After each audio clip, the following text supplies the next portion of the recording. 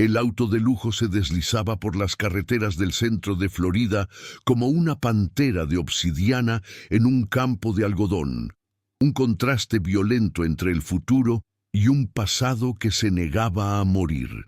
Dentro, el aire acondicionado susurraba, manteniendo el mundo exterior a una distancia estéril. Sofía mantenía sus manos firmes en el volante de cuero, su postura tan impecable como el traje de diseñador que vestía. Durante 10 horas, había dejado atrás sus rascacielos de cristal y acero en Miami, un reino que había construido con una disciplina implacable.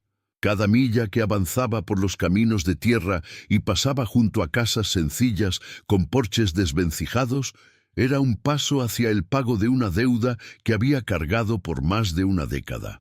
El recuerdo de agua llenando sus pulmones, de la desesperación adolescente y de la mano fuerte de Mateo sacándola del lago, era el motor silencioso que la había impulsado a vivir por dos, a triunfar por dos.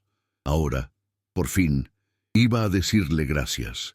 Cuando finalmente llegó a la dirección que había guardado como un tesoro, el vehículo pareció una aparición de otro planeta. El motor se apagó con un suspiro casi inaudible, dejando que el sonido de los grillos y el zumbido de los insectos llenaran el pesado aire de la tarde. Sofía salió del auto y sus tacones se hundieron ligeramente en la tierra seca.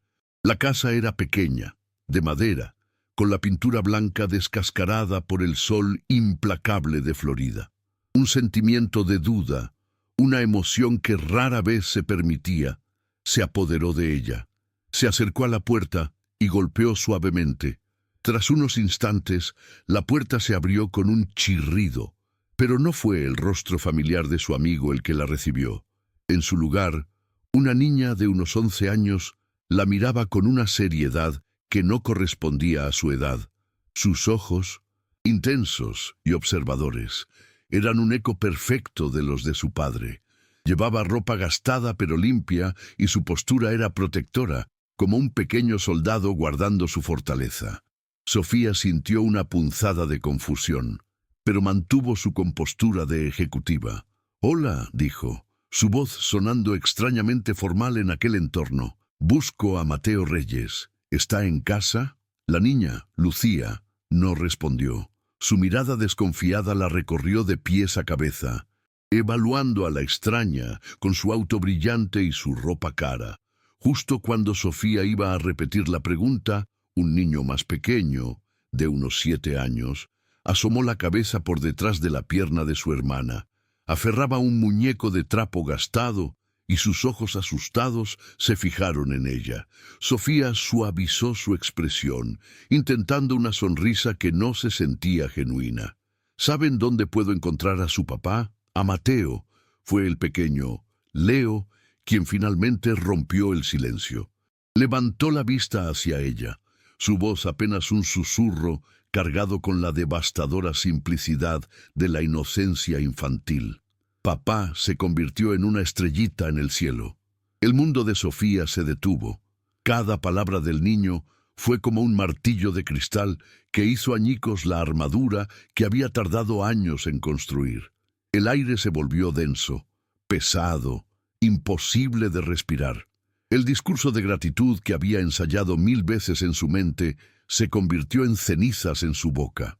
Todo el propósito de su viaje, la culminación de una década de esfuerzo impulsado por la deuda de su vida, se desvaneció en un instante. Miró los 2 rostros infantiles frente a ella, huérfanos y frágiles, y comprendió la magnitud de su tardanza. No había llegado tarde por un día o una semana, había llegado tarde por toda una vida. A veces, la verdad te golpea de una forma tan brutal que te roba el aliento, y te das cuenta de que el mapa que seguías ya no sirve. Si alguna vez has sentido que el tiempo te jugó una mala pasada, suscríbete para acompañarnos en este viaje y descubrir cómo se encuentra un nuevo norte. La conmoción dejó a Sofía sin aire, una ejecutiva acostumbrada a tener todas las respuestas, ahora completamente desarmada por la inocencia de un niño. Justo en ese momento, Una mujer mayor y de aspecto cansado salió de la casa, secándose las manos en un delantal gastado. Era la tía de los niños, la única familia que les quedaba. Con una voz suave y resignada, explicó que Mateo había fallecido hacía unos meses. Una enfermedad repentina, una complicación tardía de un viejo accidente de trabajo, se lo había llevado sin previo aviso. La madre de los niños había muerto años atrás. El cerebro de Sofía, como un mecanismo de defensa, se aferró a la única solución que conocía: el dinero. Abrió su bolso de diseñador y sacó una chequera, ofreciéndole a la mujer $20,000, un intento torpe y desesperado por poner un parche financiero a una herida que era puramente del alma. Pero antes de que la tía pudiera responder, la voz de Lucía, firme y cortante como un cristal, llenó el aire. Mi papá no hubiera querido tu dinero, hubiera querido una amiga. Cada palabra fue un golpe directo al ego de Sofía, desmantelando la lógica con la que había construido su imperio. No era un rechazo a la ayuda, sino a la transacción, a la idea de que una vida de gratitud pudiera saldarse con un cheque. La niña de 11 años, con su postura digna y sus ojos llenos de una sabiduría dolida, le estaba enseñando una lección que ninguna escuela de negocios podría ofrecer. Sofía sintió una oleada de vergüenza, dándose cuenta de que, a los ojos de esa niña, ella no era una salvadora, sino una extraña que intentaba comprar el perdón por haber llegado demasiado tarde. La noticia de su presencia y su extraña oferta se esparció por el pequeño pueblo con la velocidad del chisme en un lugar donde todos se conocen. Desde los porches de las casas vecinas, los rostros se asomaban, sus miradas una mezcla de curiosidad y desconfianza. Para ellos, Sofía era un arquetipo, la mujer rica de la ciudad que aparecía en su auto de lujo para limpiar su conciencia con un gesto caritativo antes de desaparecer tan rápido como había llegado. Los murmullos la seguían, invisibles pero pesados, juzgando su ropa, su auto, su intención. Sentía sus miradas como pequeñas agujas, recordándole que en ese lugar su poder y su estatus no solo eran inútiles, sino que la convertían en una sospechosa. Historias como la que estás escuchando nos recuerdan que el juicio ajeno a menudo es un espejo de nuestros propios miedos. Si quieres seguir explorando estas verdades, no olvides suscribirte. Esa noche se registró en el único motel del pueblo, un lugar con un letrero de neón que parpadeaba y paredes tan delgadas que podía oír la televisión del cuarto de al lado. El contraste con las suites de lujo a las que estaba acostumbrada era brutal. Su teléfono no dejaba de vibrar. Eran sus socios de Miami, furiosos, exigiéndole que regresara para una reunión crucial. No podían entender por qué estaba sacrificando un acuerdo millonario por un asunto personal en un pueblo olvidado. Esa dualidad la estaba partiendo en dos. Por un lado, el mundo tangible que había construido, un imperio de lógica y ambición. Por otro, la atracción inexplicable hacia el legado de Mateo, un mundo de emociones crudas y responsabilidades que la aterraban y al mismo tiempo la llamaban de una forma que no podía ignorar. A la mañana siguiente, en lugar de tomar la carretera de regreso a Miami, algo la impulsó a volver a la pequeña casa de madera. No se bajó del auto. Simplemente se quedó observando desde la distancia. Vio a Lucía sentada en los escalones del porche, peinando con una paciencia infinita el cabello de su hermano pequeño. Vio a Leo jugar en el patio polvoriento, moviendo su muñeco de trapo en un diálogo silencioso, creando un universo propio para escapar de su soledad. Eran imágenes de una resiliencia desgarradora, de una normalidad forzada sobre un dolor inmenso. Sofía comprendió que la tragedia no era solo el evento de la muerte de Mateo, sino el vacío silencioso que llenaba cada uno de los días que le siguieron. Un vacío que ninguna cantidad de dinero podría llenar jamás. Más tarde, Mientras caminaba sin rumbo por los alrededores de la propiedad, escuchó un sollozo ahogado. Detrás de un viejo roble, encontró a Leo llorando. No era un llanto ruidoso de niño, sino un lamento silencioso y profundo, como si intentara que su dolor no ocupara espacio, que no molestara a nadie. El primer instinto de Sofía, el que había perfeccionado durante años, fue dar media vuelta y marcharse. La vulnerabilidad ajena siempre le había parecido un territorio peligroso, pero sus pies se quedaron clavados en el suelo. Se acercó lentamente, sus tacones hundiéndose en la tierra, y se sentó a su lado sin decir una palabra. No ofreció consuelo vacío ni promesas falsas. Simplemente compartió su silencio, su presencia. A veces, el mayor acto de compasión es simplemente estar ahí, y si crees en el poder de acompañar a alguien en su momento más oscuro, tu suscripción nos ayuda a seguir contando historias que lo demuestran. Después de lo que pareció una eternidad, el llanto de Leo cesó. Levantó la vista, sus grandes ojos enrojecidos fijos en ella, y le extendió su muñeco de trapo. Era un objeto simple, hecho de retazos de tela y cosido con manos torpes pero amorosas. Era, sin duda, su posesión más valiosa, el último vínculo tangible con su padre. Al ofrecérselo, no le estaba dando un juguete, le estaba entregando un pedazo de su confianza, un puente sobre el abismo de su dolor. Las manos de Sofía temblaron al recibirlo. La textura áspera de la tela se sentía más real y significativa que cualquier contrato millonario que hubiera firmado. En ese gesto de pura generosidad, de un niño que no tenía casi nada, la armadura que Sofía había tardado toda una vida en construir se hizo añicos. Esa misma noche, tomó su teléfono e hizo una llamada, pero no fue a sus socios, fue a su asistente personal en Miami. «Cancela mi agenda», dijo, su voz firme y clara. «Todo, por tiempo indefinido». La decisión era ilógica desde el punto de vista empresarial. Una locura financiera que podría costarle todo por lo que había trabajado. Sin embargo, en su corazón, se sentía como la primera decisión verdaderamente cuerda que había tomado en más de una década. La deuda que tenía con Mateo no era monetaria. Era una deuda de vida, y se dio cuenta de que no podía pagársela a él, pero podía honrarla a través de sus hijos. Su propósito ya no era simplemente agradecer un acto del pasado, sino convertirse en una protectora activa del futuro de ellos. Su decisión de quedarse no fue una solución mágica. Lucía seguía siendo un bastión de desconfianza. La observaba con ojos críticos, poniendo a prueba sus intenciones con preguntas afiladas que iban directas al corazón de la culpa de Sofía. «Mi papá me hablaba de ti», le dijo una tarde, con un tono que era mitad curiosidad y mitad acusación. «Decía que eras la persona más lista que había conocido». ¿Por qué la persona más lista se tardó tanto en recordar a su amigo?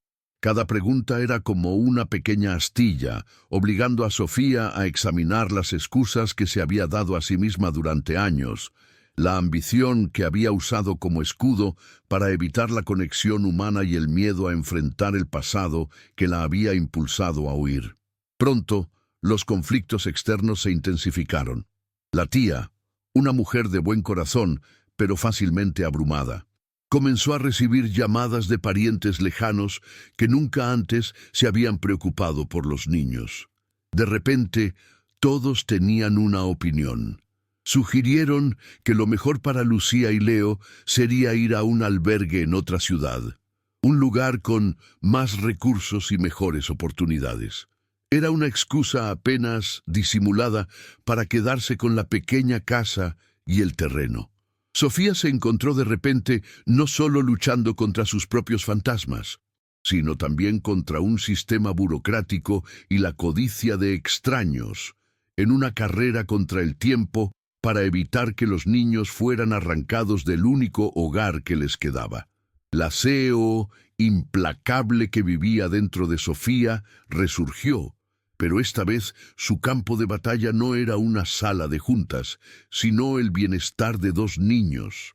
Contrató al mejor abogado de derecho familiar del estado, utilizando sus recursos y su tenacidad no para adquirir empresas, sino para proteger una familia. Pasaba sus días al teléfono, no negociando contratos, sino descifrando el complejo lenguaje de los servicios sociales y asegurándose de que cada documento estuviera en orden. La gente del pueblo, que antes la miraba con recelo, comenzó a ver un cambio. Veían sus visitas diarias con bolsas del supermercado, su paciencia infinita mientras ayudaba a Leo con sus tareas, y las largas horas que pasaba en el porche con Lucía, a menudo en silencio, simplemente estando presente. El verdadero punto de inflexión llegó una noche durante una violenta tormenta eléctrica de Florida. Un rayo cercano cortó la electricidad, sumiendo la casa en una oscuridad total y aterradora. Leo, petrificado por el estruendo de los truenos, se aferró a su hermana, quien a su vez luchaba por ocultar su propio miedo. Sofía, en lugar de entrar en pánico, encontró unas viejas velas. A la luz parpadeante, comenzó a contarles historias sobre el Mateo que ella conoció en su juventud, el adolescente torpe con una risa escandalosa, el amigo leal que cantaba terriblemente desafinado pero con todo su corazón. Mientras hablaba, la tensión en la habitación se disipó. Por primera vez, Lucía la escuchó sin una barrera, e incluso una pequeña sonrisa se dibujó en su rostro. En esa oscuridad, iluminados solo por una llama, dejaron de ser extraños, unidos por la tragedia, y se convirtieron en algo parecido a una familia. El día de la inauguración llegó con un sol radiante que parecía bendecir la pequeña estructura de madera recién pintada. Donde antes se alzaba la casa de Mateo, ahora se erigía el embrión de un futuro brillante, la primera biblioteca comunitaria del pueblo. No era un edificio ostentoso, sino una construcción humilde y acogedora, levantada con la ayuda de varios vecinos que, con el tiempo, habían pasado de la desconfianza a la colaboración. Todo el pueblo estaba reunido en el terreno.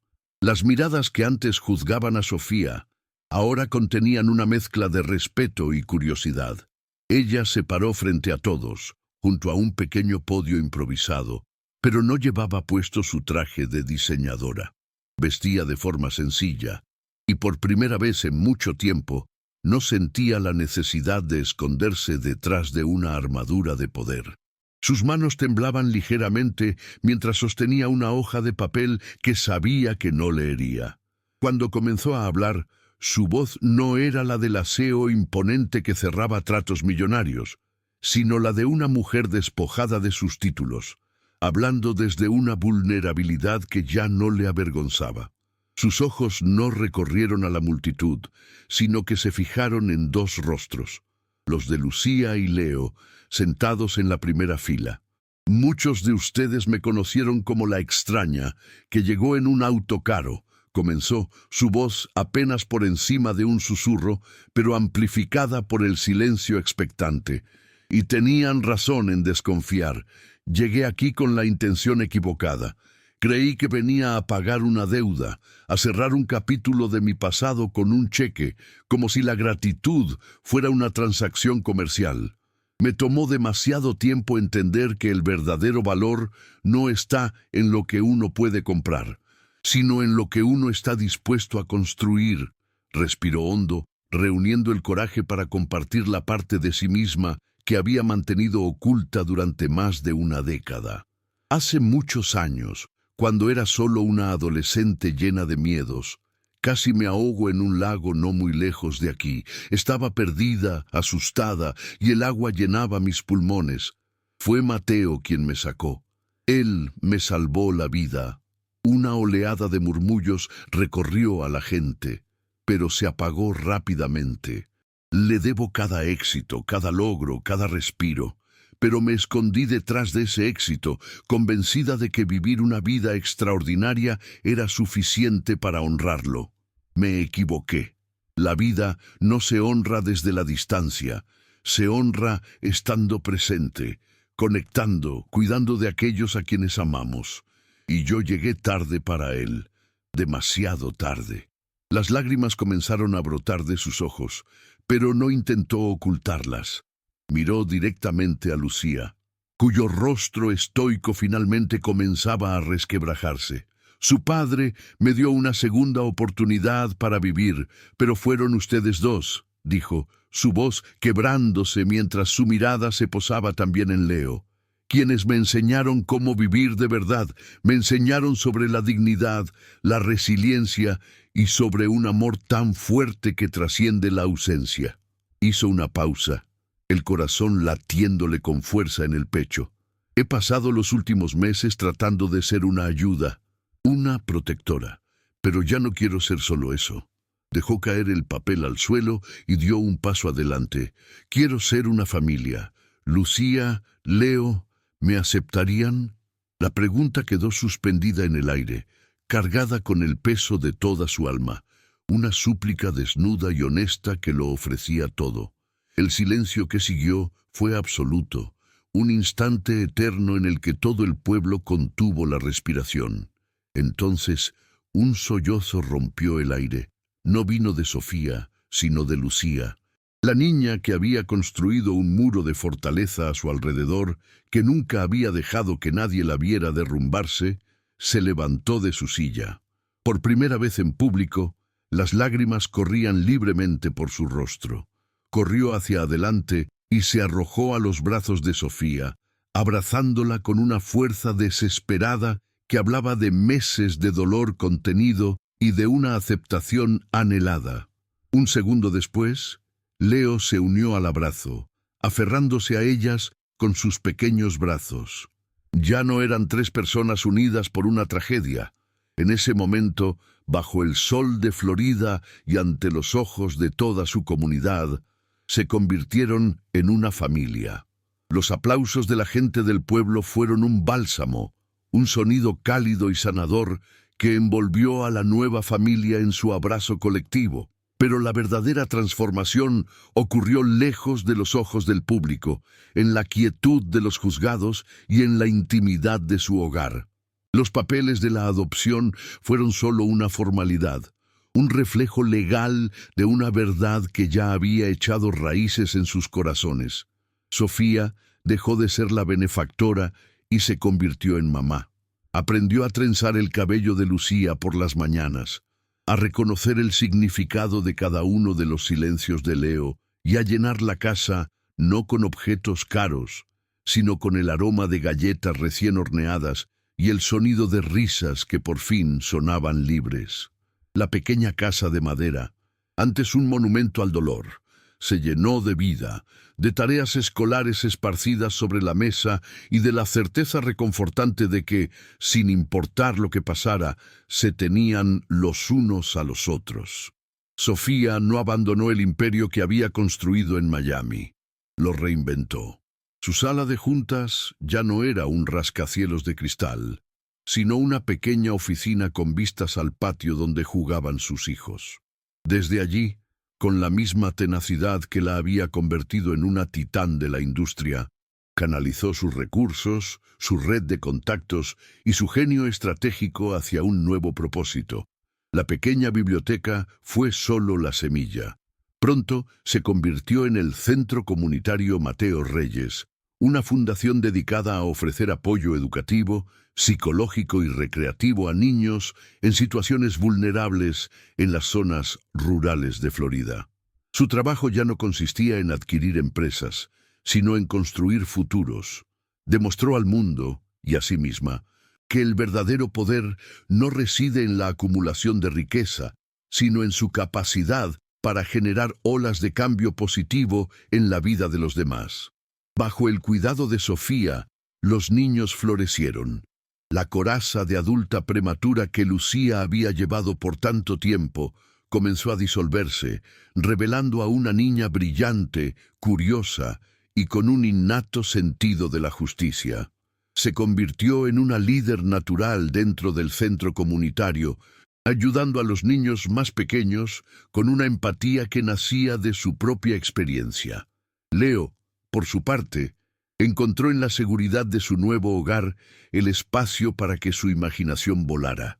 Su timidez dio paso a una creatividad desbordante, llenando cuadernos con dibujos de mundos fantásticos y edificios imposibles. El recuerdo de su padre ya no era una herida abierta, sino una fuente de inspiración, un legado de bondad que ellos, junto a su nueva madre, se encargarían de honrar cada día, no con tristeza, sino con la alegría de vivir plenamente. Años después, la escena en el porche de la casa era un eco transformado del pasado. Sofía, con algunas canas plateadas adornando su cabello, observaba a Lucía, ahora una joven a punto de ir a la universidad, leerle un cuento a un grupo de niños del centro. Leo, un adolescente alto y sonriente, ayudaba a uno de ellos a construir una pequeña cometa. El ciclo de dolor se había roto, reemplazado por un ciclo de cuidado y esperanza. Sofía había llegado a ese pueblo buscando cerrar un capítulo, pero en su lugar encontró el verdadero comienzo de su vida. Se dio cuenta de que la gratitud no era una deuda que se paga, sino un regalo que se sigue dando. Historias como estas nos recuerdan que nuestro verdadero propósito a menudo se encuentra en los desvíos inesperados del camino. Si quieres seguir descubriendo relatos que inspiran el alma, tu suscripción hace posible que continuemos.